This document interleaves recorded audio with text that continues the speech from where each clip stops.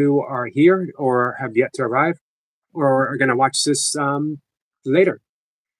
There we are here. It's today's Thursday, right? Today's Thursday, the 15th, and we're here with Craig Villarrubia.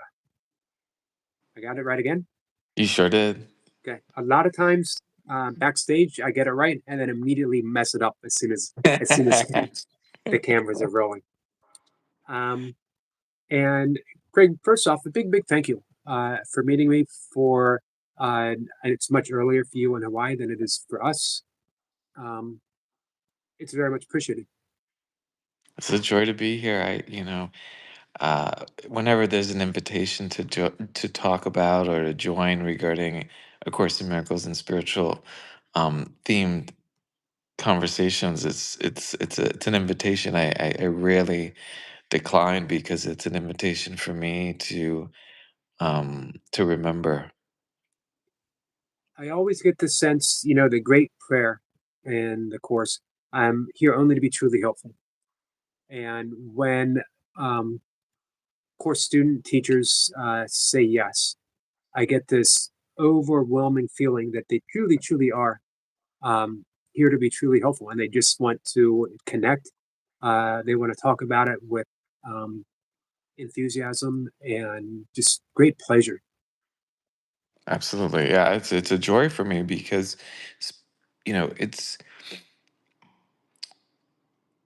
we're like anybody else. There's always a lot of things that are surrounding our lives, and for me right now in my life, I run a business, and it's very easy for my attention to be drawn outwardly, and um, to come back to remember, the teachings, and to remember what's truly true. Sometimes we can get lost. I can get lost Right. in the happenings of the world and forget what's truly true, which is that I am safe, that I'm right here with a mighty companion. There's nothing going on.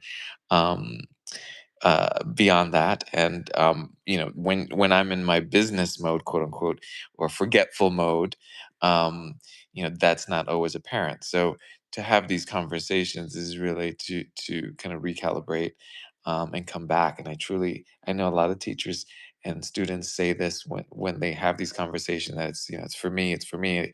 It is for me. It truly is for Right. me. And so I am in gratitude for the conversation.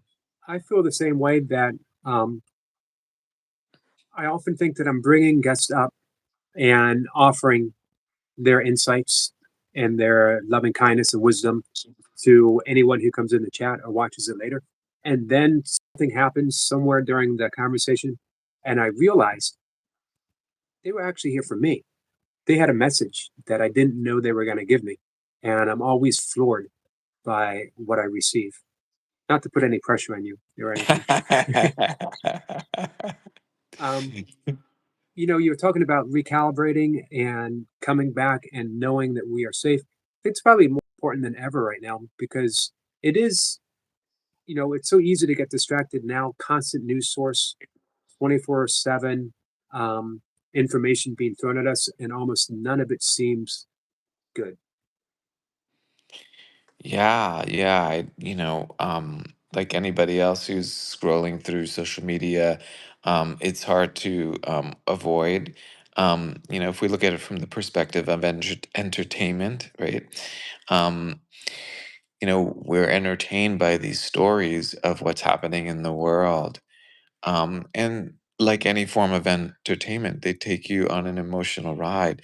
And it's easy to forget, as we sometimes do when we're in the midst of, entertainment, whether it's a movie or a live show or even a theme park.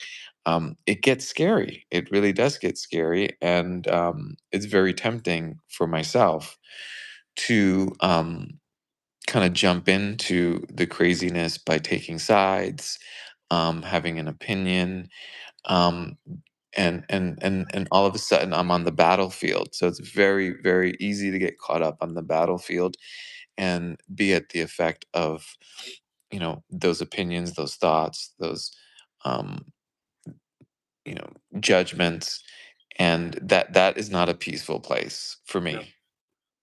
Now, over a decade or so ago, you jumped out of the craziness of um, the corporate world. Mhm. What how long ago was that exactly? Probably about almost 15 years ago. Well, 10, so 10 years decade ago, and a half. 15. Yeah, yeah. There seems like there's so much movement at the time. But yeah, I kind of started because when I was filming the movie, the movie didn't come out until after a lot of things had happened already. But yeah, about 15 years ago, I would say. What prompted leaving that corporate world behind? Um, well, the course got a hold of me. I've always been interested in spirituality, and I've certainly, for a very, very long time, um, had been engaged with different spiritual teachings. But well, I had found the course, and did nothing with it for a very long time, or very little with it for a very long time. And then at some point, when I really found the course, um, there was just this like high like curiosity level and determination to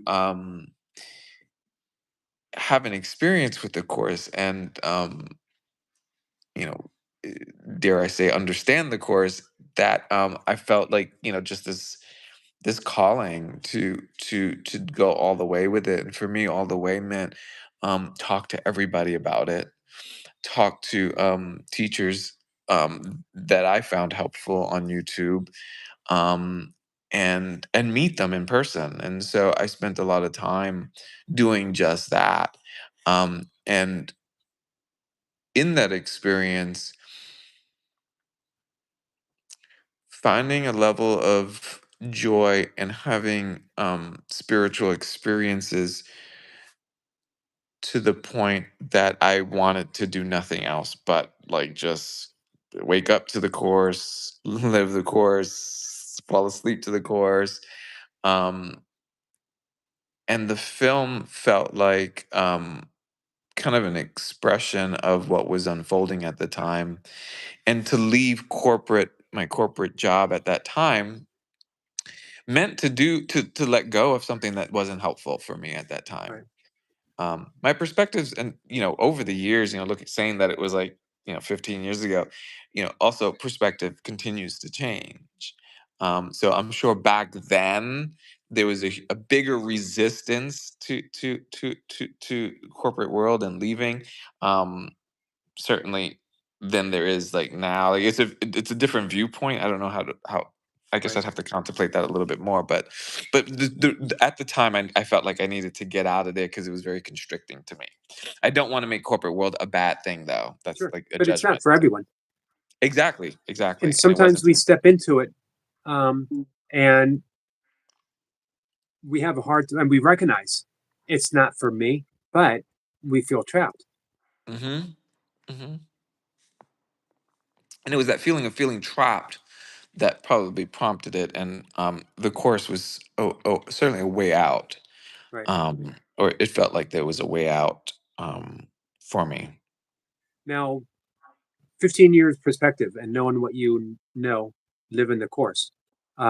Would you have still stepped away, or do you think that you would have known that you could have that sense of peace and safety no matter where you are? Um, okay, so repeat the question. And looking back now, Yep. With the perspective that you have after 15 years of being with the course, um, is leaving corporate world, would it still have been an imperative? Um, yeah, I think so. I think I've come to realize, it's so funny. All my life, like I've been someone who never stays still in terms of what's going on in my life. So I've moved many places, I've had many jobs, different roles, and throughout that time period up until like my 40s, I remember thinking to myself, "Why can't I, like, be like the normal person and, like, hold a job for 30 years or, Right. like, find a one passion, not a gazillion, and just stick with that one passion and, you know." But the reality that I've accepted and learned and figured out is, like, I'm not meant to do that.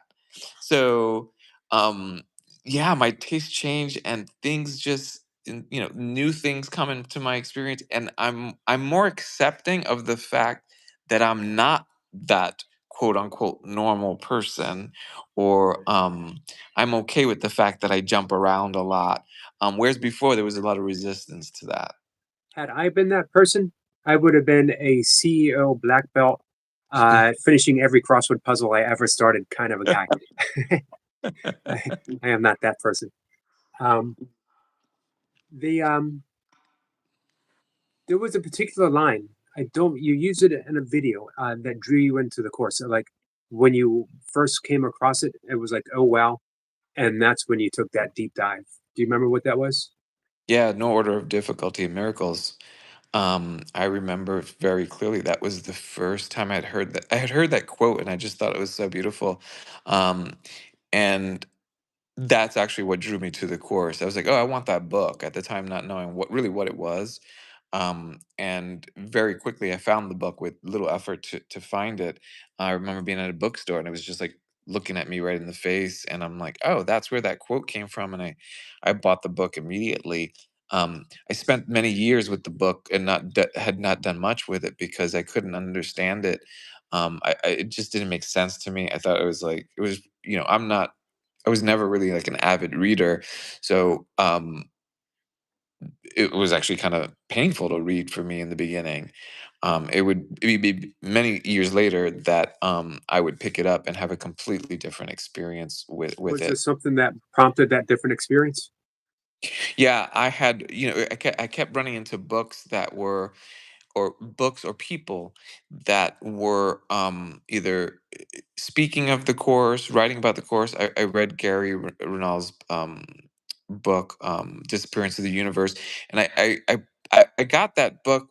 I want to say that someone had told me to read it, not knowing though, or either I picked it up off a shelf. I just remember acquiring the book, not knowing it was tied to A Course in Miracles, that there was any link whatsoever. I started reading the book and then started putting together. Oh, the there's a reference to A Course in Miracles here, and so that was helpful. Like it came up, and then I remember falling into some talks by Marianne Williamson. And I'm like, okay, so between the book that I'm reading from Gary Renard, the talks I'm going to it with Marianne Williamson, I think it's time to take a look at the course again and invest a little bit more time to understanding what's being said, because obviously a lot of people are getting something out of it. What am I missing out of it? So let me pick that thing up again and reread it. And that's exactly what I did, and called forth, like, I would sit through YouTubes over and over, like different teachers, and I would hear different people talk about it in different ways. And then the ones that resonated um, with me, the teachers or the students that talked about the course that resonate most with me, I would reach out and say, "Hey, I'd love to talk to you about this." Right. And that's how that's how it began. Then I documented my journey and so forth. Um, you know, it turned into, one of the things that that's coming to my mind that also happened. It turned into this big curiosity thing, a big part of my life, in that I shared on social media at the time and YouTube. It was all about the course and talking about the course, my interpretation of the course, my understanding about the course, my quote unquote teaching of the course. Um, and I did the obviously did the movie. Um, but what happened was is it turned into, I got caught up in the identity of this person who's teaching the course, Right. and I got lost in it. I was very much blinded by that idea of myself as a quote unquote um, teacher of A Course in Miracles. And so I got to a point. where I wasn't feeling the peace and the joy as a result of my attention being pulled to this identity that wasn't, it was no longer authentic. And so pulling back was the remedy, the pulling back, and recognizing, I guess that's when when I really started to realize, oh, it's really about for me. It's really for me.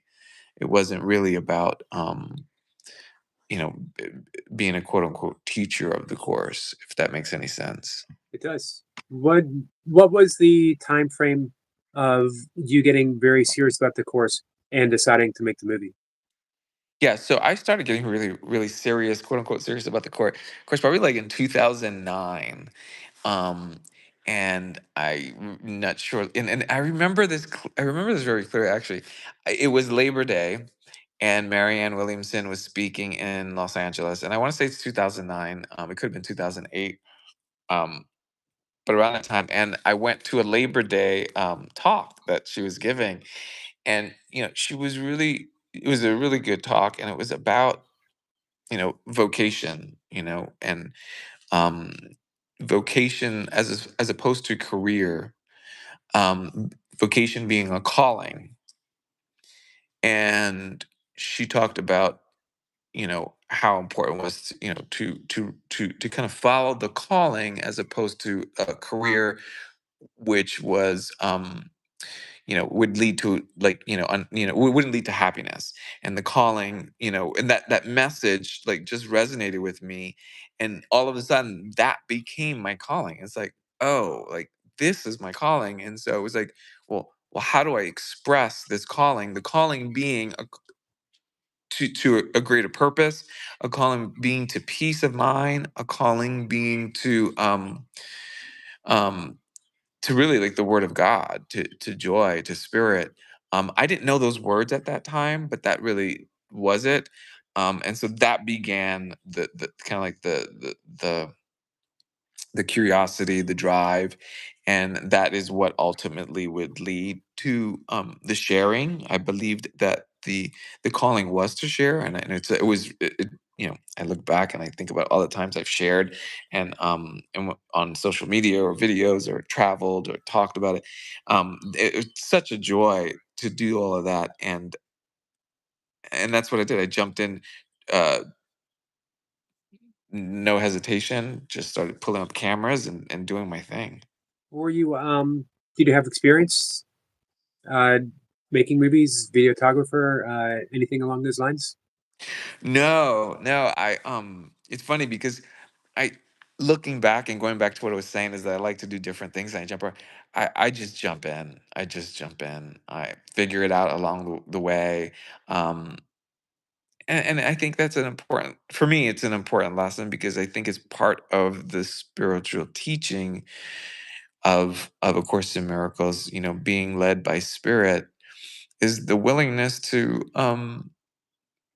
follow the inspiration, despite the fact, or in spite of the fact, that there is no quote unquote knowledge or know-how, but just trusting that it's about the calling and the acting of the calling and the means rather than it was about the end. So I didn't know what was going to happen in the end.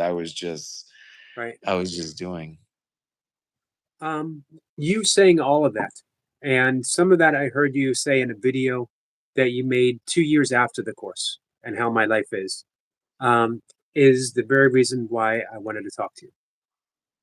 Because I'm doing something very similar with my YouTube channel, where I am endeavoring. This is my sole means of um, income at the age of 60, 2 years away from retirement, and I wanted to do what I felt called to do. Um, and I should say 2 years from Social Security, as I'm not really retiring from anything specifically.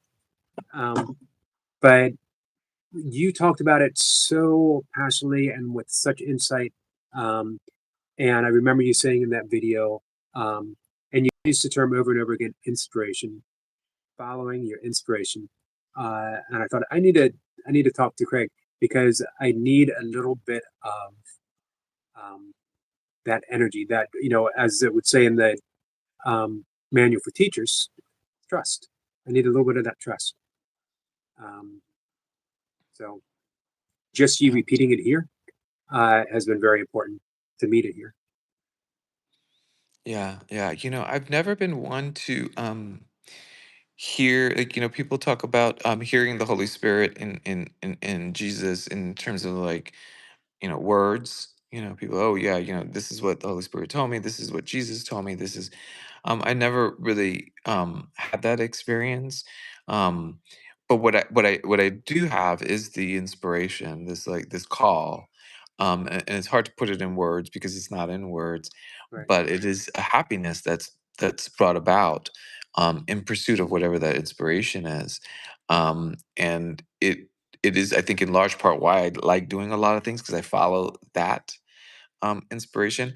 That being said, in following that inspiration, I've also find myself in moments of a lot of fear of, what if. But in hindsight, I think that with everything that I've done to follow inspiration, it's always been for my better good, my happiness, and it's always worked out in the way, in spite of the fact that sometimes it doesn't always look like I think it's gonna look like. In fact, in Right. most cases, it doesn't look like I thought it was gonna look like, um, but it looks like something else, and there are, you know trials and tribulations that go along with it. But it is the purpose of those trials and tribulations, to expose what is underneath and hidden. Not too long ago, I was actually going through a really rough time, um, and going through a really painful experience because things were falling apart, uh, seemingly falling apart. And I was talking to somebody, and another course teacher, and they're like, "Yeah, you're healing." In other words, the process of exposing the fears, the process of exposing what's hidden, the process of coming to terms with what was being denied, um, as painful as it is, the process of looking at a different future. The future, we don't know what that is. It can change. And most of the time, it does change from what we think it's supposed to be. Um, that process of facing all of that is healing. It is the healing process. It's making true what was thought. It's making true by eliminating the false, or showing you what's false.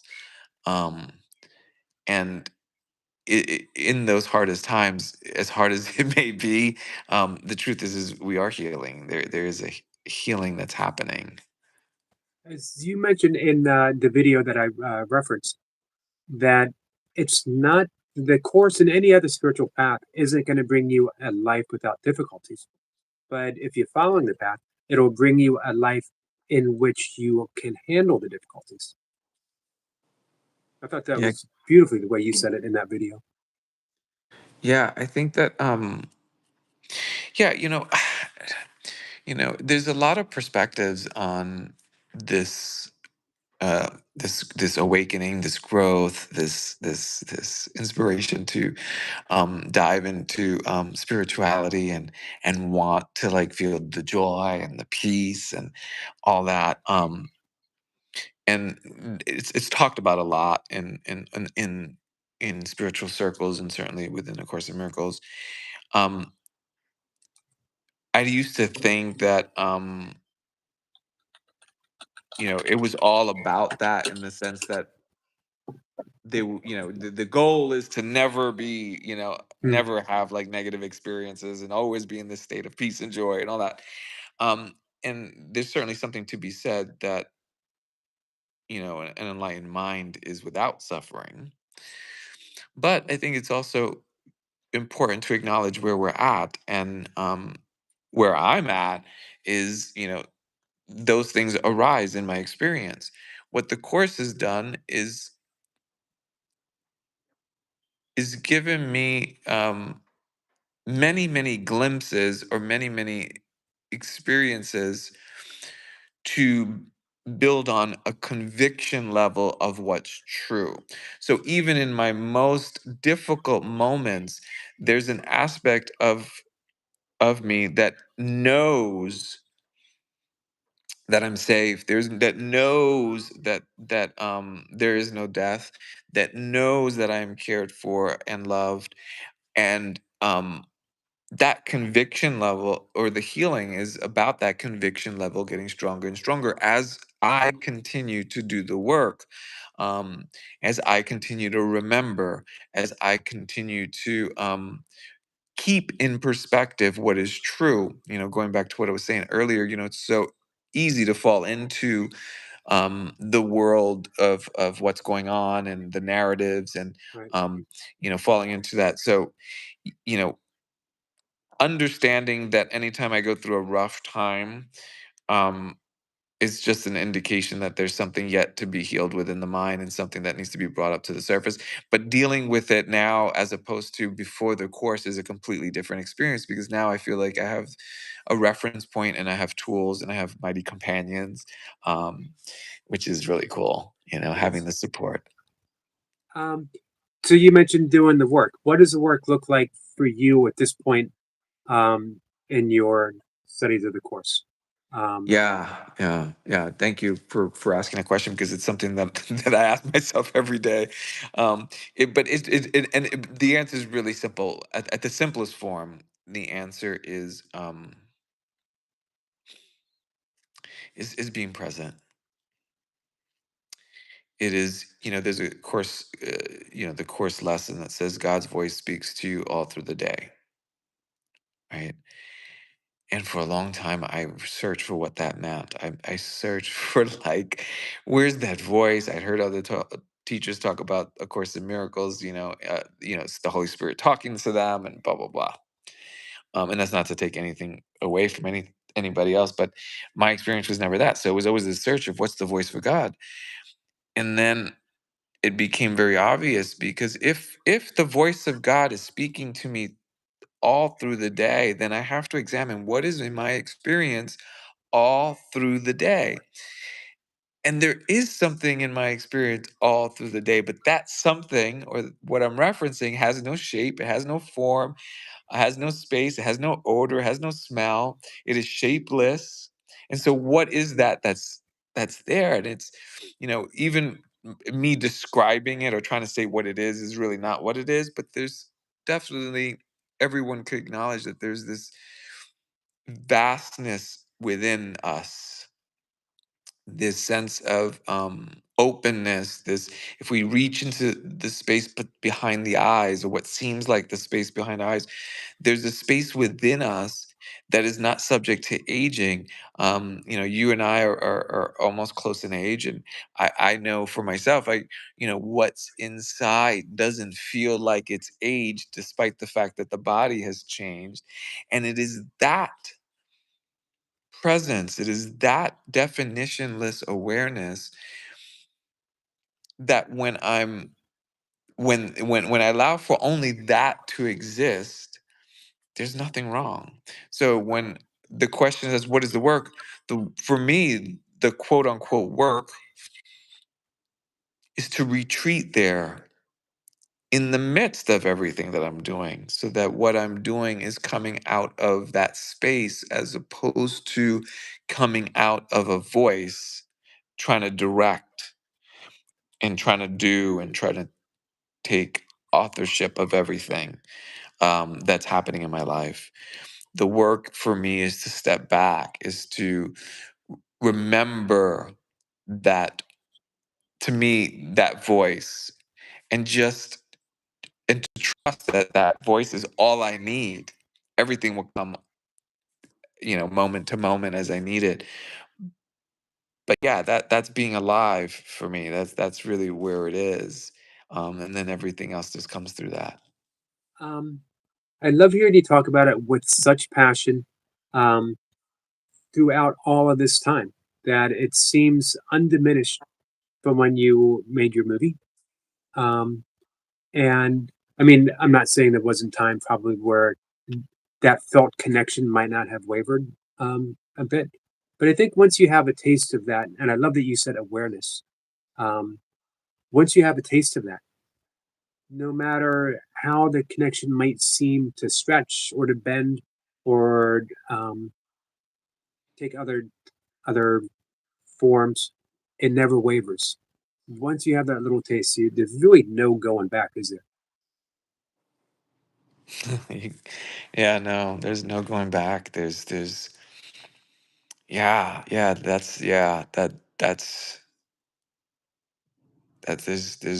there's no questions about it. You know, there's just it just is what it is. It's right here with us. It's right in front of us, and um, yeah, yeah. So I left you on that video talking 2 years after the movie, and that I believe was 11 years ago. So we're talking 13 years after the movie or more, I think. Um, and you gave an update of where you were. I loved hearing you talk about um, when things were needed, they were provided out of trust. That gave me so much inspiration to go on, and uh, I appreciate that. But so now, with this length of time between that video and now, um, you know, the Reader's Digest version of where are you now? You fill in the gaps between that video of 2 years later and now this time later. Wow. A bit, um, it's almost like yeah, the journey continues and it takes a lot of twists and turn. All of it is perfectly, put together. Um, I'm putting it together still. I would have never have guessed that my life would have turned into what it's turned into today. Okay. Um, I kind of feel like life continues to bring you you what I need to expose and learn. So the question is, where am I today? And so I ended up after that time period, spending a lot of time alone, spending a lot of time, in a kind of a very slow pace here in Hawaii on the ranch. Um, you know, joining with mighty companions. We had retreats here, and everything just kind of slowed down. And then, you know, people started to, we had a few people living in the house. A friend of mine, Tom, moved out of the house. It got even quieter, and I wanted to re-enter the corporate world. I mean, I don't want to call it the corporate world. I wanted to go out and get a job is really what I wanted to find a way to get out of the ranch because I'd been at the ranch so long. So I did get a job again, but it was a very different experience because I didn't need to be there. Um, truly went because I wanted to connect and join with people. That's really what it was about for me because right? we were talking earlier about, I'm from New York, and certainly in New York you have this experience of being surrounded by a lot of people. I tend to be a very social person. Living in Los Angeles, the same thing, and then coming to Hawaii, going into retreat, um, and going, I live in a place where the nearest house is about a mile away, you know and it served a purpose, and it was really enlightening in many ways, particularly from a spiritual standpoint, because that was, what was going on, and that was the focus. Um, but eventually I was just like, okay, I got to go back into the world, if you will. And I got a job, and I did that for a few years while I was kind of figuring out what was next. We used to do retreats here, and on this ranch we discovered that there was some trees, a rare tree that's very popular in Hawaii. And while I was trying to figure out what my next step is, I was working. um, I was also woodworking because we had these trees and I started to use the wood and I started to learn how to use the wood to make things. A friend of mine out of the blue kind of gifted me a machine called a lathe to make things. All of a sudden, like the inspiration that had been building to make the Course in Miracles movie and to do everything in Course in Miracles, very similarly, this inspiration was building to work on art. And so I started to use what was, going back to what your comment was, is like everything will be provided. You know, I was literally getting woodworking materials, and I got not just any type of wood. I got probably the most expensive wood in the world, growing out in on the ranch, and using that to make things, and that led to a business idea, which is like, oh, you know what, I'm gonna it was a very small minded idea at the time. It was this idea to open up, how cool it would be to open up a little shop and sell my wood items that I made. And I did it. I opened up the small shop in a small town, sold the wood stuff, and then all of a sudden, like, it was working, and people were buying my items and my art and all that stuff. And um it got bigger and bigger, and they would come in and ask for different things, and I would expand the product selection, all that, to where I am today. um there's 5 stores. I have, you Wow. know a, a store in Maui, 2 stores in Oahu. I have a store here, 2 stores here on the Big Island. And it's become um a big business, you know that I didn't anticipate. um and then, Did you have oddly any? enough, what was that? Did you have any artistic uh, history? Like, were you an artist in any other way? Did you know anything about woodworking?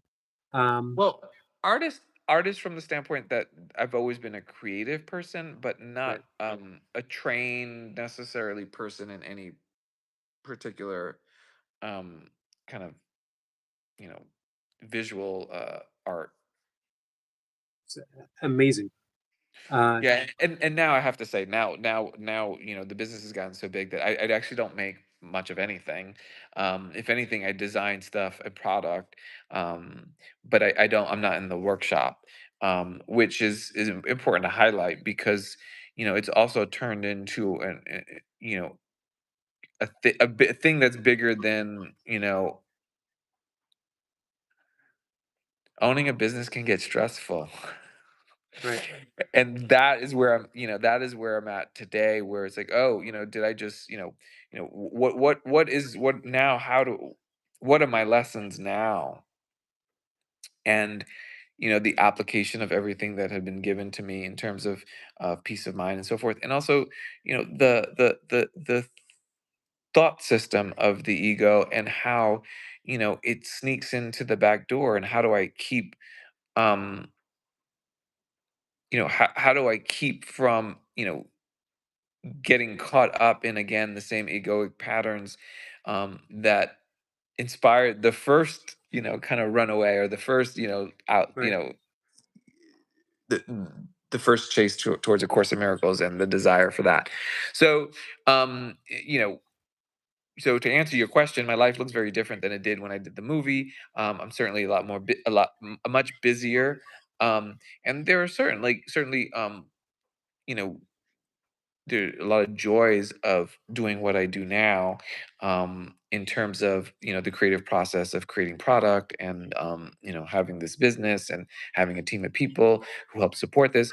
And by the way, all the proceeds of the business go into a conservation program that we run at the ranch, where we plant trees, and protect trees, these koa trees that I spoke about.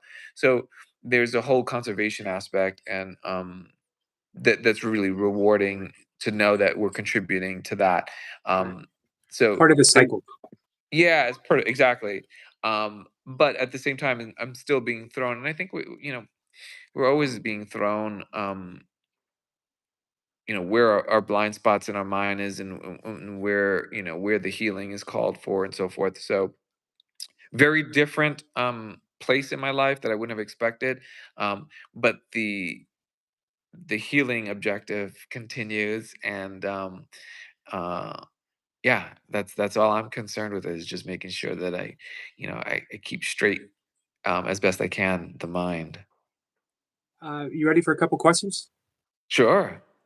Um, when a piece of wood cracks or a project doesn't go as planned, how do you use that moment as a forgiveness classroom? Yeah, it happens a lot. I remember working on a lathe. You can often tell like a really nice piece of wood, which has like really good curls and curly grain, and you also know the value of that piece that you're gonna make is gonna be really high. And I make wood bowls, and they're pretty pricey. They can sell anywhere between, 400 and $1,000, and Right. it's all based on a lot of it is based on the grain of the wood and the some of it is harder to find. And I know there's been times when I'm working on a bowl and it's like a gorgeous piece and it'll like I've had them explode in front of me and it's just like it's just like this feeling of but that feeling of like disappointment and this feeling of like any disappointment is built on the idea of it having value. So it's like, I just lost, a $500 piece. But that is just a thought. I didn't lose a $500 piece. I never really had a $500 piece. It's all in the thoughts. So, how do I deal with that? First of all, the experience of, it happens. And then it's gone, be with the recognition that it's only a thought. It was only in my planning, and the even if I'm not aware of it, there was this planning of this piece I'm going to sell in the store, this piece that has high value. Of course, the miracle says, um, all planning is a defense against God. That's really what we're talking about. God being joy and peace and love. You know, this idea of this bowl that I'm going to complete, that's going to be beautiful, that I've invested, that's the other piece. I'll be 5 or 6 hours, maybe even longer, into the project before the bowl blows up in my face. And it's like this waste of time. Those are all like thoughts. And so the is a response to those thoughts that I believe to be real. Nothing real can be threatened. It must be those thoughts were not real. I've been fooled. So what is real? And it brings me back to the present moment. This is real. There's nothing going on. I didn't lose anything. I didn't gain anything. I'm here. It is a very normal experience. All I want in my experiences of pain and suffering is relief. And if I allow myself to just be here, with you, with my animals, with what is in front of me without resistance, I've gotten really all I want, which is this peace, this nothing going on. And there's joy in that. It's like, the reality is I was fooled for a moment to think that you know that the time was real, that the bulb, selling for $500, all of that. So that's how I deal with it. I probably don't think about it in that way. Like it doesn't take me to like all that time that I just talked about Right. it to think about it. It's just a way of being that is a result of doing the course and doing the course lessons. And that really is forgiveness right there. I was Yeah. fooled for a second. I was fooled for a second. Every little bit of forgiveness comes with that one statement you just made. You fooled me for a second. Yeah, I thought you were a person. I thought you did this. Good one. You got me. You got me on that one. Um, and then you smile. Yeah, thank you for saying that. You're absolutely right. I could have summed that up in just forgiveness, but yes. But the funny thing is, I could not have said that unless you had said everything that you did. And I love how things just go full circle like that. That as you finished up, I thought, what a wonderful way of describing forgiveness. Um, because I think that's so vital because we think of forgiveness as still, many people, even after talking about it for a long time here on my channel, forgiveness is difficult. and it's something that I bestow upon another. But everything's a forgiveness moment. Forgiveness is just saying, as you said, I was fooled for a moment, but now I see grace. We have another question for you. Hmm. My name is Aaron. Craig, nice to meet you. I too have taken to the road on pilgrimages and retreats to meet others in the last 5 years. I also film them. My question is about your thoughts on pilgrimages and retreats. Are you planning more or actively engaged in gathering or film projects? Yeah. Um, I'm not planning any in the sense that there's nothing on the mind right now showing up. I enjoy joining with others on retreats and pilgrimages. So I have to believe that they will resurface. I think, you know, yeah, I could talk about God all day, like this is really where the joy is. And so there's certainly a value of that, value to that for me. I don't have anything planned, but we'll see what shows up. You ever thought about a sequel to the movie? I have actually. That's a great question. I have that. Yeah, I'm waiting for the inspiration to see what that is. I have, I think to your point, I think, yeah, I have because there's an infinite depth to the teaching. And I think things change and people change. I look back at some of the old videos, and not that there's anything wrong with any of the old videos that I've done, um, but I do have changes in perception and perspective that have evolved. I think we're here. We evolve through these experiences as we learn more, as we hear more, as we experience more.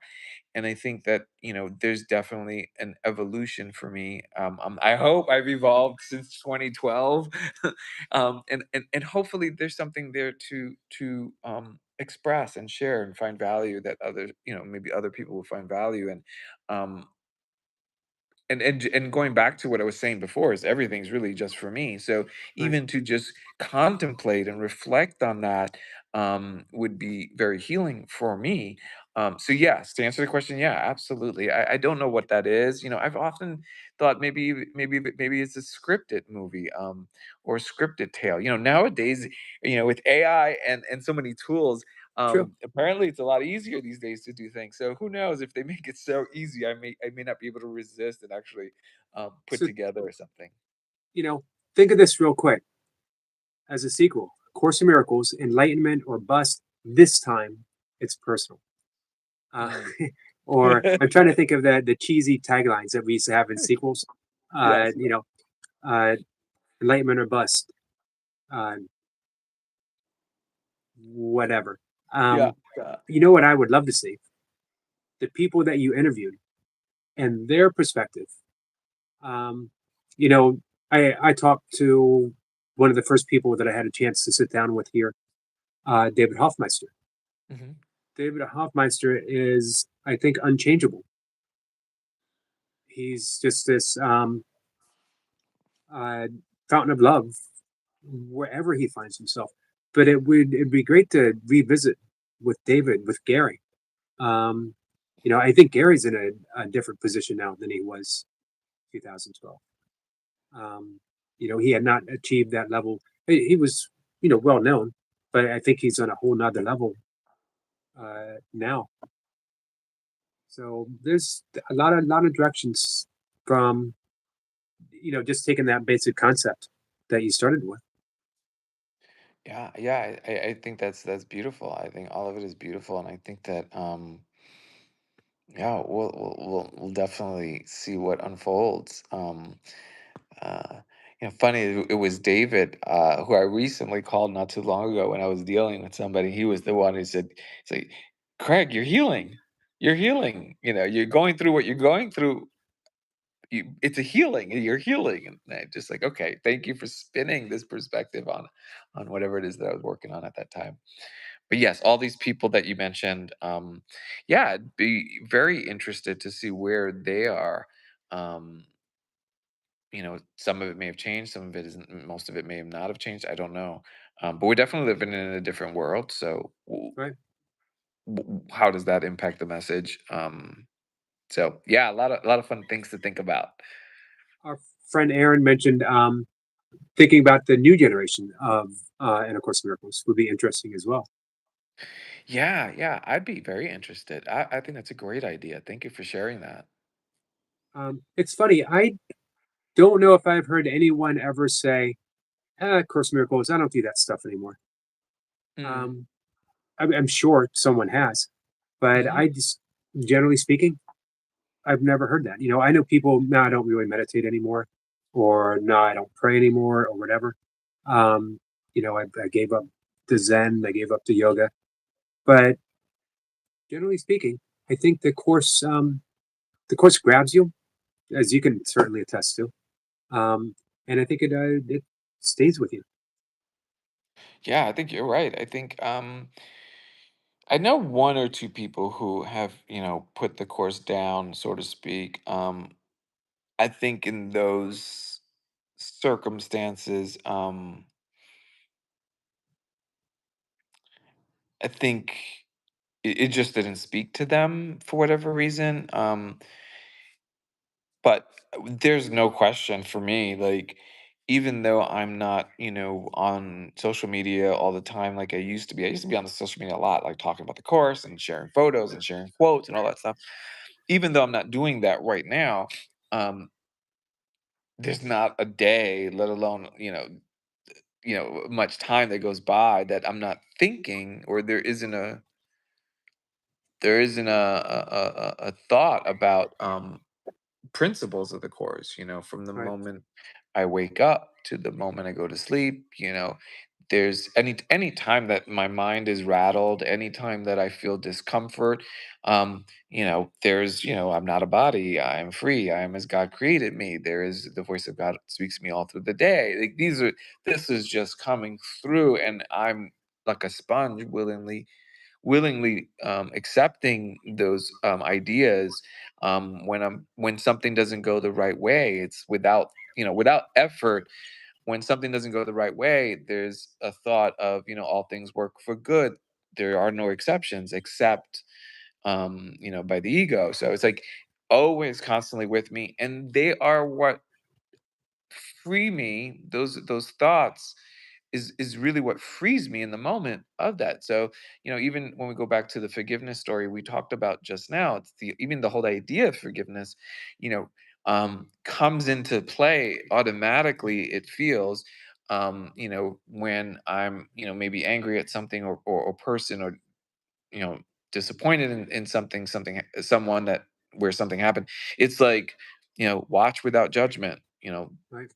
There's a call to love. All these ideas just come naturally, and I believe that that is a function of having spent many, many, many years reading the course over and over and over, doing the course lessons, and so forth. I find today, in my experience today, I find I'm most challenged, and I think a lot of people could empathize with me, or at least understand what I'm saying. Is I find myself more challenged when it comes to really, really close relationships. So, like my mother or my partner, that's where, it's like I can't get the course thoughts fast enough, or Right, there's so much, you know, the body, you know I can't deny that there is an experience of feeling like I'm the body, even though intellectually there's knowledge that I'm not the body. Obviously, if I'm experiencing anxiety, or that comes up for me, I can't deny it. It's what it is. um and sometimes those feelings in the body seem to guide the thinking. um And so when I'm with, like if I have an issue with my partner, or if my mother drives me crazy or something like that, like it's like the body almost like seems like it takes over before I can realize anything that is happening. I find now in my experience that those experiences happen most with like close relationships. And I think, A Course in, as we all know, Course in Miracles has a lot of um lot of parts to it devoted to relationships, because that's where the deepest, opportunity and healing Right. is called for. I I myself, I am a very awakened, enlightened person when I'm completely by myself. but but as soon as someone else enters into the picture, I'm a little less awakened, a little less enlightened. If you add a couple more people on that, I can be downright annoyed and and even a little pissed off on occasion. Um, so it really is a course in relationships, isn't it? Yeah, yeah, yeah, yeah. It really is. And if you take, even if you take the people aspect out of it, you're in relationship with everything. I'm in relationship with my coffee that's in front of me that I keep, picking up and drink every morning and look forward to drinking. I'm in relationship with my dogs. I'm in relationship with, my computer, my phone, and so when even those things could disappoint. Right. My coffee could be cold, my coffee could be bad, my dogs could be irritating, my phone could be not functioning, my Wi-Fi could be down.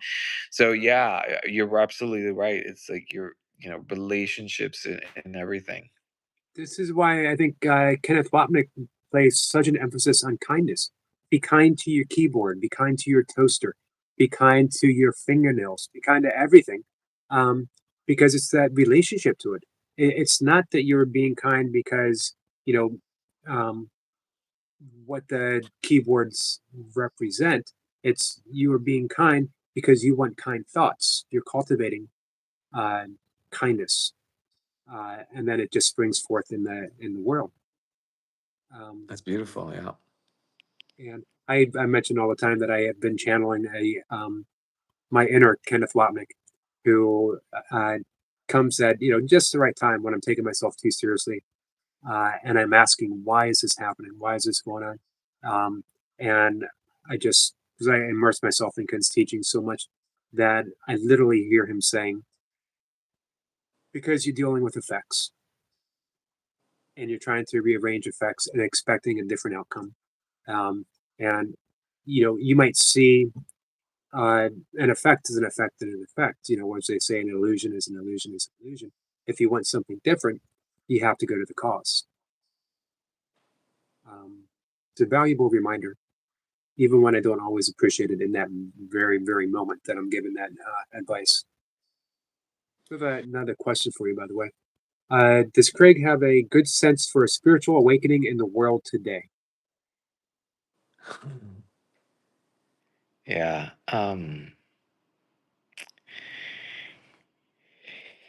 Yeah, this is a tough one. Yeah, because you look at the world and it seems so broken, and it seems so unnecessary, and it seems so hurt. Um, Unfortunately, it's playing its role. Um, it's playing its role because it's a divided world, right? So there's this this thing we call the world that's very distracting, and there is no awakening in the world, because the world itself is its function is to be asleep, right? So if the world is awakened, then you're really living in God, and that's an inner job, it's an inner workings of us, yeah. There's an acceptance and forgiveness on the world, if we want an awakened world, we have to forgive the world. We have to watch it without judgment, and the awakening is going to be for within us. Um, that is one that's a really hard one to really put your arms around it. I have difficulty all the time because you read the papers, you read the well, I don't know if anybody reads any papers anymore. You look on social media, and I watch social media, so I'm seeing everything everybody else is seeing. Um, is you take a position, right? You're like, okay, this was wrong. They're wrong. This doesn't make sense. But that position that you take or that I take is a way of my thought system to define me as I believe myself to be. In other words, in order for Craig to have definition, in order for Craig to be a thing in the world, it must define itself in comparison to the world, right? It has to see differences in the world. It has to say Craig's a good person. Craig's one that believes X, Y, and Z. Craig's the one that takes the side of this political alliance. So the world is, I'm using, Craig is the thought system is using the world as a means to define myself. All of now I'm lost because the course tells me over and over that I'm not this body, right? And so what I want is freedom from the body, and in order for the freedom of the body to be recognized, or in order for the freedom from the body to be recognized, it has to give up these thoughts and opinions about the world. It has to give up this idea that it is of the world. Um, and it's not to say that there's a big like kind of like divide and argument, if you will, within spiritual and A Course in Miracles, where it's like, you're denying the world. It's not like I'm denying the world as part of my experience by not having an opinion. On things and not acknowledging the world, the exterior world, as needing healing. It's just my purpose has to be so strong in peace. My purpose has to be so strong in what I want, which is peace of mind, that I cannot entertain the problems of the quote unquote world. It doesn't mean that I don't respond when I'm called to respond. Just for the sake of examples, recently, I'm sure many of us have seen the news about the shooting in Minnesota, I think it was. Um, I can't do anything about that. Only thing I can do about that is to choose peace for myself, knowing that there is no separation between myself and the world. And wanting to see more peace in the world, I have to find peace for myself.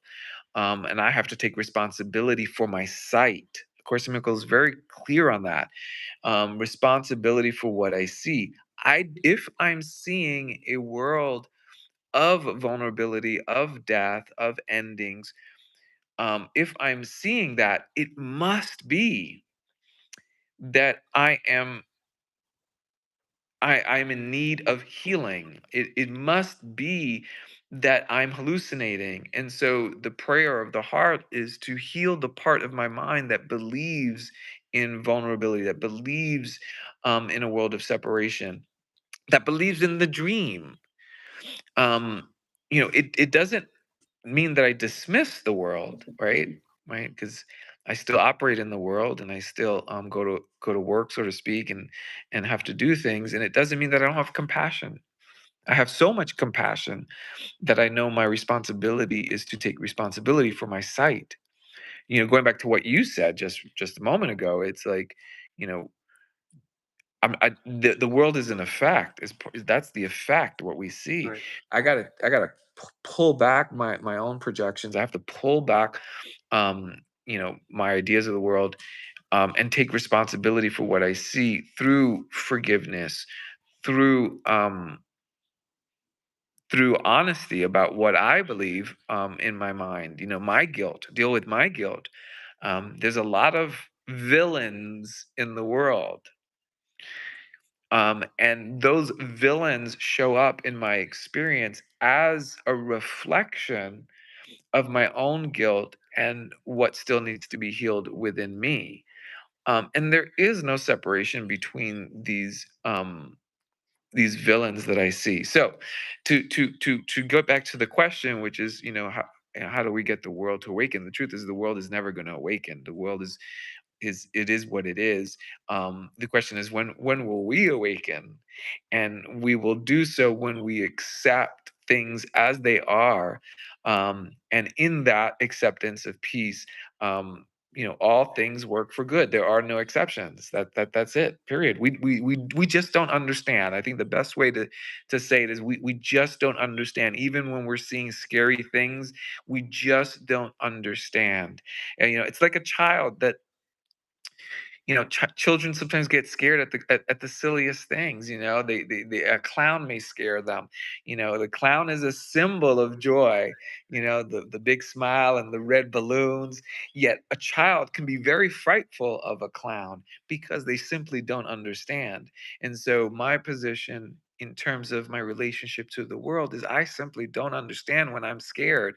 And I have to trust that through maturity of spirit, or through maturity of the mind that can recognize spirit, um, I will come to understand the clown is there for entertainment, as is the world. It's there for entertainment.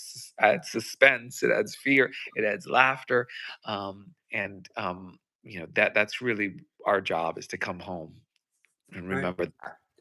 I love that you used the word responsibility several times because I love the term responsibility broken down our ability to respond. Um, and we have the ability to respond to everything in a very loving, uh, mindful way. Hmm. But first, we need to know that we can. The difference between responsibility and reactivity. Um, that you know, we could be. To me, you painted a picture of an activist, but an interactivist, someone who is looking at what's going on and then being responsible versus being a reactionary, someone who is just lashing out and reacting.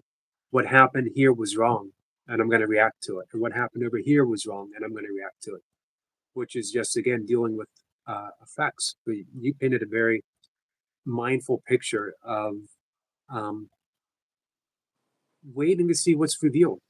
That I don't know. I don't understand why this happened, what it's for, but I do know that I have the ability to respond to it in a very loving and forgiving fashion.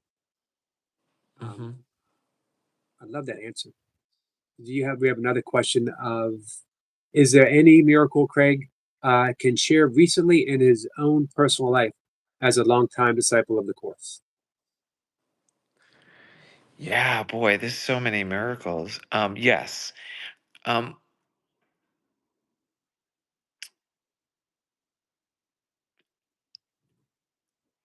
the whole when I think of the biggest miracle right now, like when I think about my life in right now, when I talked about like my business and everything that I've done, coming out to Hawaii and so forth, like I really didn't know what the next thing was gonna be. Um, I still don't know what the next thing is gonna be, and I know there'll be a next thing.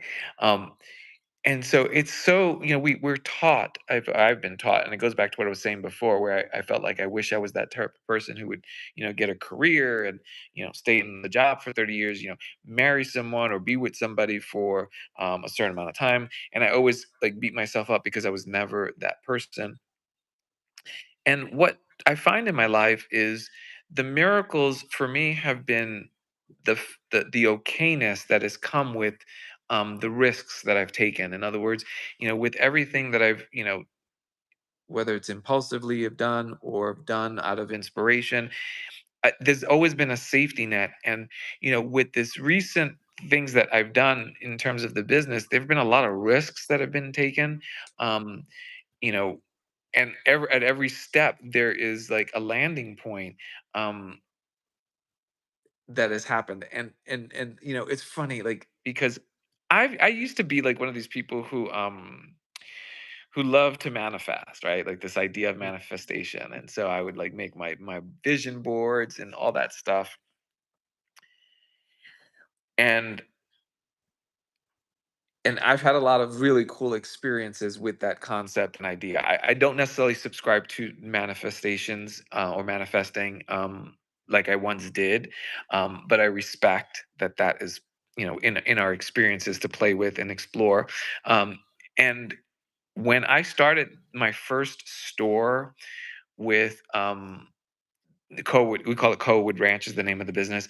Um, and I started with that store. I had these thoughts of having like many stores, And I remember pushing that out the way and thinking, no, that's not going to happen. No, that's not something I'm going to be dealing with.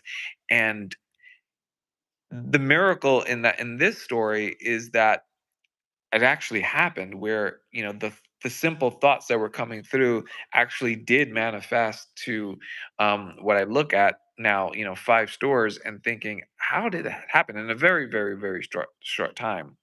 Um, I see a lot of miracles like that in my experience today. I don't necessarily, acknowledge them all the time because I accept them as just that's part of life and how it all happens. Um, I think on another level, the miracle of relationships, like I'm really seeing how, you know, in my relationship with my partner and my mother, both of which I brought up before because they're the closest to me right now, what I'm dealing with. Um, not knowing where I'll share with you my mother, for example. She's, in her 80s and she's suffering from dementia. Um, we're having a hard time trying to figure out like how to care for her and where she's going to go. I'm having a hard time. I put a we in there, but it's really just me trying to figure out how to, what's her next steps. There was a point in time where she was almost homeless. Um, the miracle came in is that she never got to that place, and an apartment showed up at the right time at the right cost. Um, and what I'm learning with that situation is I don't have an answer about tomorrow, but I know at some point today, in the present moment, an answer will be revealed in terms of the next steps with my mom. Um, so, those are the kind of miracles that I've come to appreciate in my life now, the ones that kind of surprise and delight me, with the fears that I have about my mother and caring about my mother and knowing how to care about my mother. Um, the shift in perspective of going from, this fear-based anxiety about the future and my mother, to like, okay, here's an answer. Here's a person that showed up who is, befriending my mother at her apartment and, looking out for her when I'm not there. Those are the miracles that um I sing happily about. The ones about business, in terms of people at my company, like when people leave, the miracle is in letting them go and finding, oh, there's somebody else that's ready to fulfill that, that role in my experience, not just fill the role in the job, but fill the role in my experience because, everyone who I work with is not just about the job and the job they do, it's about the experience I have with them. Um, so the miracles in that environment, the growth of the business, I find miraculous without effort. This is, completely supported by spirit and following inspiration. Um, in a time when, you know, tourism is down in Hawaii, in a time when the economy seemingly uncertain, still being able to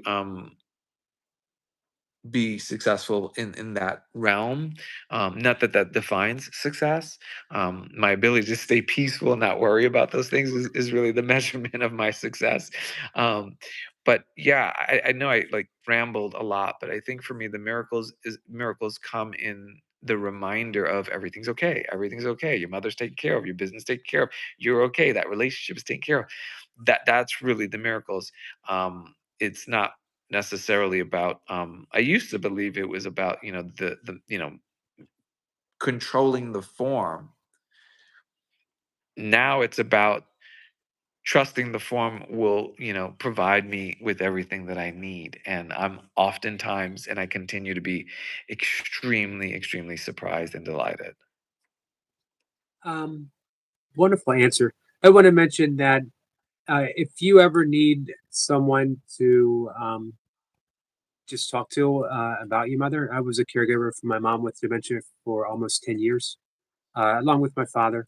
My father had said after my divorce, um, my father said, hey, if you move in, if you move back in, we could keep your mother out of a nursing home for as long as possible with your help. So him and I, to a lesser extent, my siblings were caregivers. And then as my father after my mom passed away, I was his caregiver and then his end of life caregiver. So almost 20 years of caregiving experience. And one thing I know is, especially with dementia, is that sometimes you just need to talk to someone, Mhm. have someone Yeah. listening who's been there, not giving really advice, but just understands exactly what you're going through. So I'm a message away. I'm a video call away whenever you need it. Thank you. Thank you. Yeah, and I'm sure, you can understand all there's so many challenges that go through this. It's like yeah, so yeah, I appreciate it. Thank you. You Thank you. know, But my yeah. mom became. I didn't have a great relationship with my mom growing up. Contentious. She loved me, but I wasn't sure she particularly liked me, which as a child can be kind of hurtful. Um, but I've come to realize lately that she actually did love me and she actually did like me. She just had a difficult time always showing it because I wasn't always the easiest kid. Wasn't always the easiest kid to like through her perspective. Um, and but when she through her dementia, when I could see her losing an aspect of identity, but the awareness that you had talked about before was shining even brighter. With every little bit that was lost, the awareness itself, she was aware that she was losing something. That something was gone, but the awareness itself remained. And she taught me to see that awareness and to have a conversation with the awareness and not with what she was losing. Um, so my language changed. Uh, where around her, there was all kinds of people saying, I just told you, how many times do I have to tell you? Don't you listen? Pay attention. I was able to focus in on just that awareness and have a conversation in a very loving fashion and such valuable lessons that are there. Uh, Mhm. and this is what you've been pointing at the entire conversation.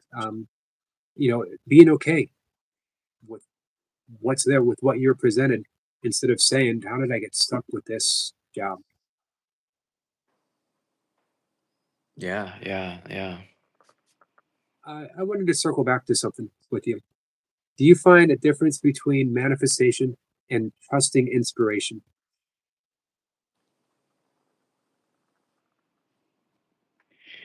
Yeah, I think there's a sense of manipulation in manifesting. And I'm not saying that's bad or anything. I'm just saying that if you're following inspiration, it feels a little bit more organic.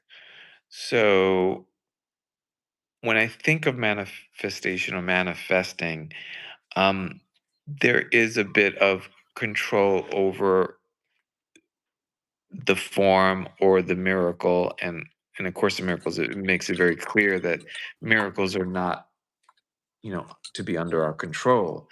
Right. Um, I also think manifestation, and again, I have to preface this. There's nothing wrong with manifesting. Let me tell you what I think is beautiful about manifesting. Um, what's beautiful about manifesting, and for me, in my experience, is it brings the awareness to the thoughts and the thinking. It brings the awareness to a deeper power that lies within us and within the universe. Um, for me, manifestation in my experience was was really what pulled me into a course. It's like a course in miracles. It's a course in manifesting miracles. So Right. there's a lot of goodness that can be pulled or extracted from this idea of manifestation. But what I find also is you can go deeper. And for me, it meant understanding that manifestation could also feed an egoic desire. Um, manifesting wealth, manifesting a partner, manifesting a car, manifest that idea of getting something in form for relief or for joy is a little misguided in the sense that everything we need is really coming from God, and trusting His plan rather than our plan. Do we know what we really want to manifest? And of course, it's very clear: is you don't know your best interest. So I think inspiration is different because it's really a call um, towards something that tickles your heart or brings you joy, and you're just following that joy as opposed to trying to make something to bring you the joy or bring you something. Um, I also think that a lot of people have manifesting stories, including myself. I can tell you stories where I've literally put things on boards. The farm, the ranch. I mean, there was a time when I put on a board, animals. I remember having, a horse and, cows, and because I really wanted to, experience what it was to live on a farm and a ranch. And guess what? Here I am living on a ranch. Um, the stores that I just spoke about. Having multiple stores in the state of Hawaii as my business. Those were the thoughts that I had in my mind that came to me, and this idea of, manifesting, I can, certainly make a perspective of it. So I'm not necessarily poo manifesting, but the way I look at it is all of that planning, quote unquote planning, the thought of like the vision board, the thoughts about the business, the thoughts about everything that seems to be manifested. I see that now more as insight to what has already been established. In other words, it's not so much like the knowing of what was going to unfold is not so much me creating it to unfold as opposed to me recognizing that that was just part of the plan. So even in the experience of putting together a vision board that would ultimately, quote unquote, come true, wasn't me creating what was on the vision board to come true. It was just an expression of what would already happen as what was already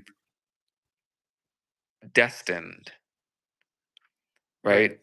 So there was no causation on my part. It was just s- insight to what was already planned or in the flow of what God had planned.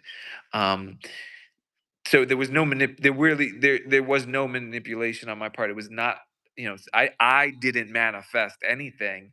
um I may have thought I was doing something, but I didn't do that. It was already in the flow, and I somehow had already an insight or inspiration about it, and it just expressed itself in that way, almost like a fortune teller is just having insight to something that was already planned out, or going to happen, if that makes The any sense.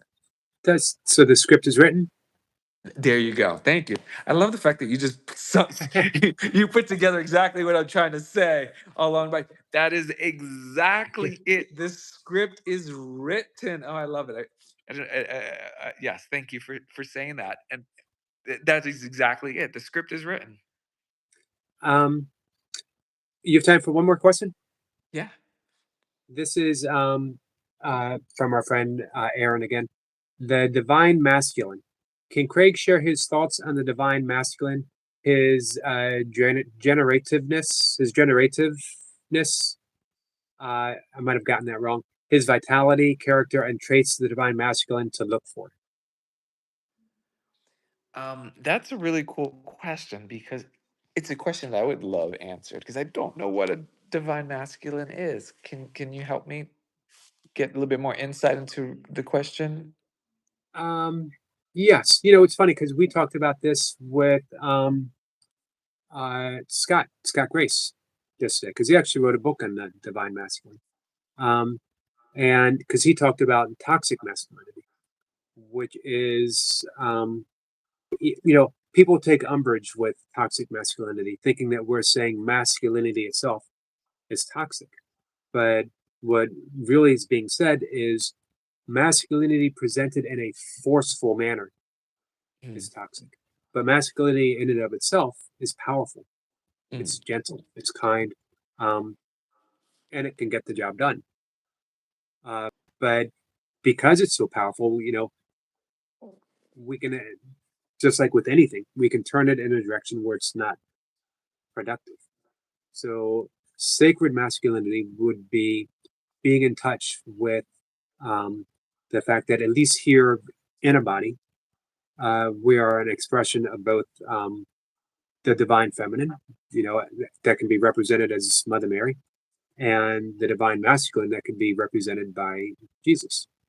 Mm. Um, and, of course, as a man, we will be more with that masculine energy, but we need to be in touch with the feminine energy at the same time. As a woman, you're in touch with that feminine, but you need to at least realize that we need that touch of masculine energy as well. So the question from Aaron would be, um, where did that go? I think I might have lost the. I think I might have lost the question, but um, to get for you, uh, as a student of the course, uh, how do you relate to your role, masculinity, in a world that often judges masculinity as toxic? Yeah, it's weird because I'm a gay man, and so I don't think I have. I'm sure I have some of those masculine traits, um, and then I'm obviously have some of the feminine traits. Um, I don't think about it. I think to what you were saying before in terms of, like a forced masculinity or an exaggeration of that. I think being toxic or something. I think anytime anything is forced in any direction, it's probably not a good thing. Right, And I can certainly see how it can have negative effects. Um, with the objective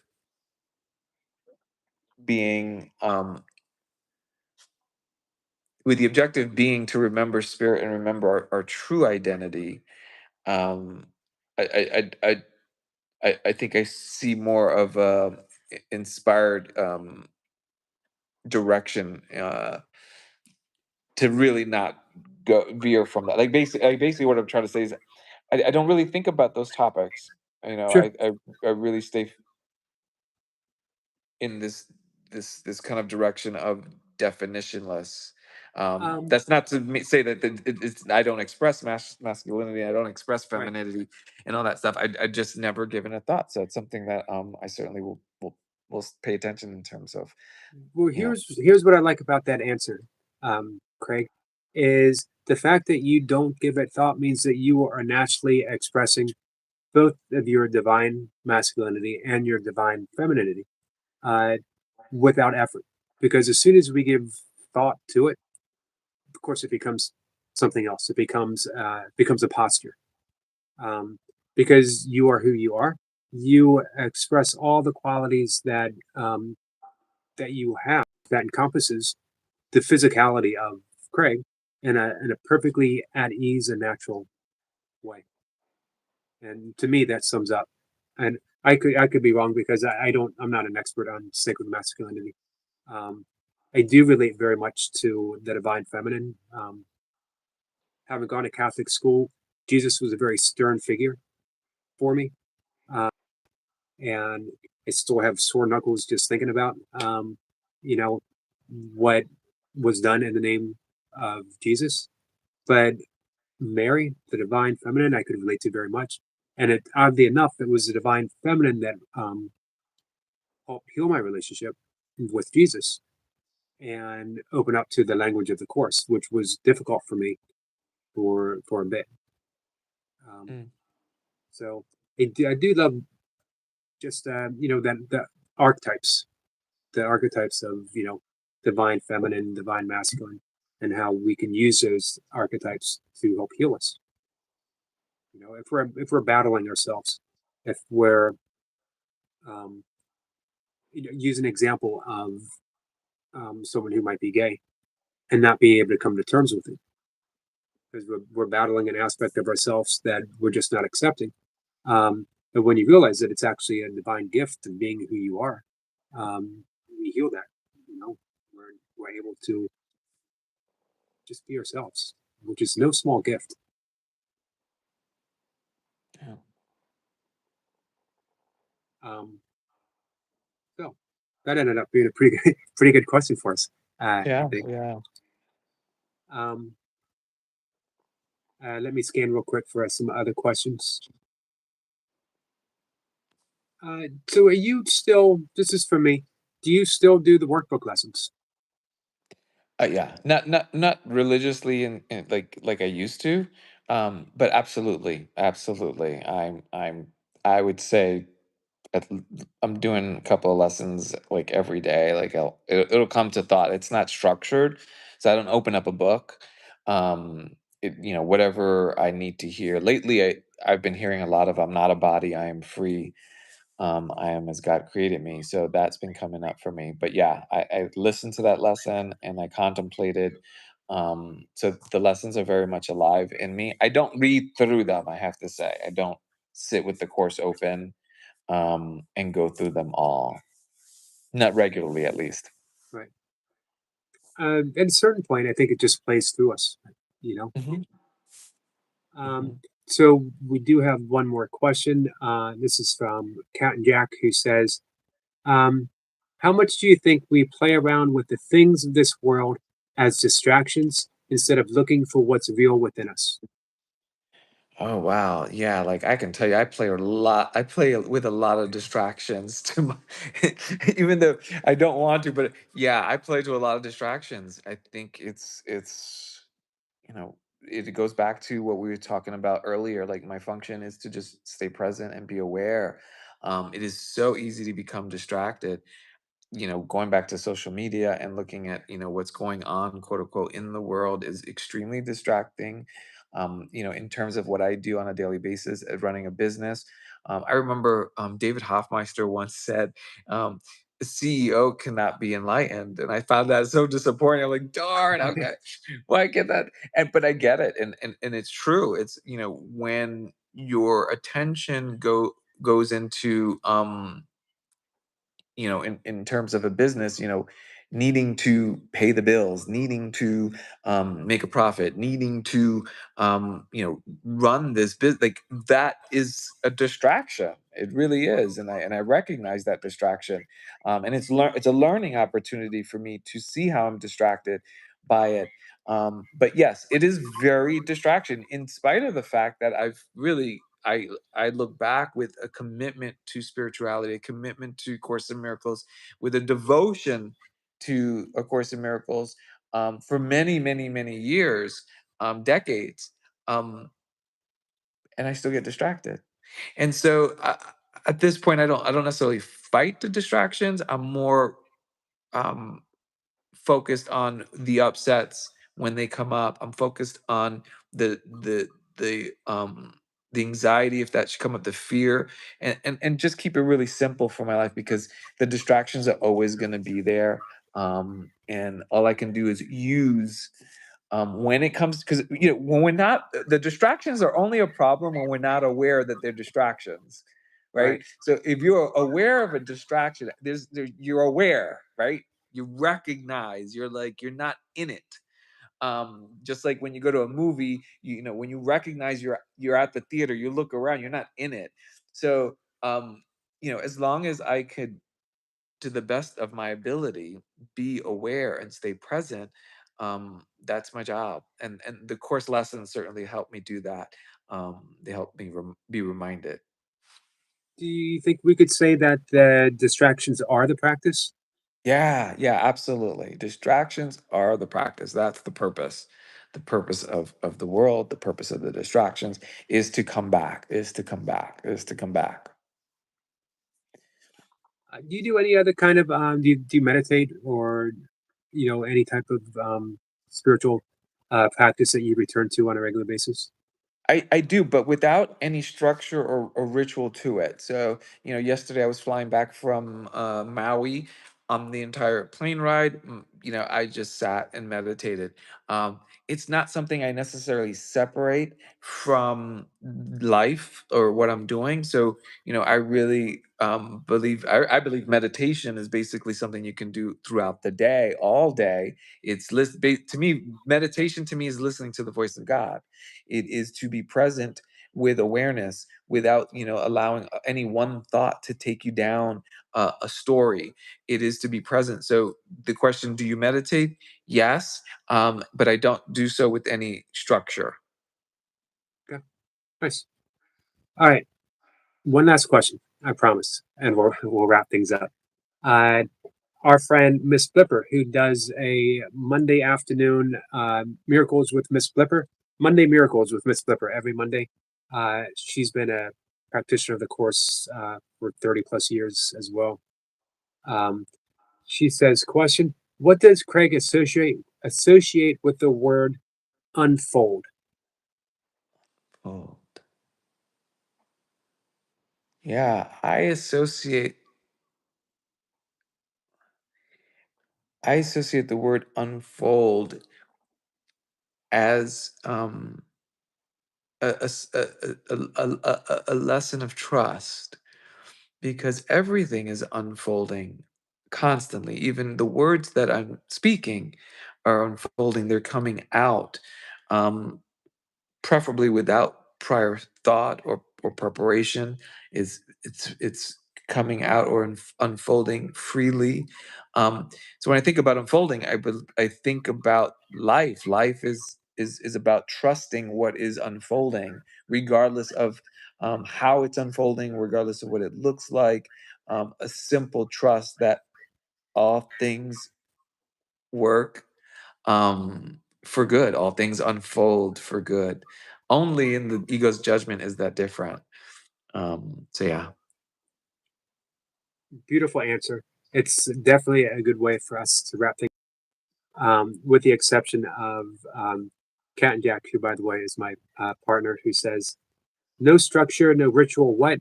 Laughing, yogi would never. Uh, I wake up at the same time every day. I meditate at the same time every day. I actually eat at the same time the same thing every day without. There's a reason. It's less weird than it sounds. To be honest with you, I was suffering from really bad acid reflux at a time, so I eliminated all kinds of stuff from my diet, and then I added things in. And when I got to the point where I was no longer suffering acid reflux, I stopped, and I've been there ever since, much to the mocking of my loved ones. um, uh, but I'm good with it. Um, Craig, this was a fantastic conversation. Um, uh, Thank you. I've thoroughly enjoyed my time. and would you consider maybe coming back up, Anytime. plug in your new movie or the book to be or the next business venture or any of the infinite things that I'm absolutely convinced are going to unfold uh, from Craig? Awesome. Yes, absolutely. I appreciate the invitation. I enjoyed the chat, and just sending a lot of love to everybody. Thank you so much. Oh, Sniper says just no raisins. Yeah, I have a firm anti-raisin stance in my life, by the way. Parting words, no raisins. By the way, and our friend Aaron said Craig is lucid living his dream. Thank you. All right, thank you, my friend. Bye, guys. Aloha. Take care.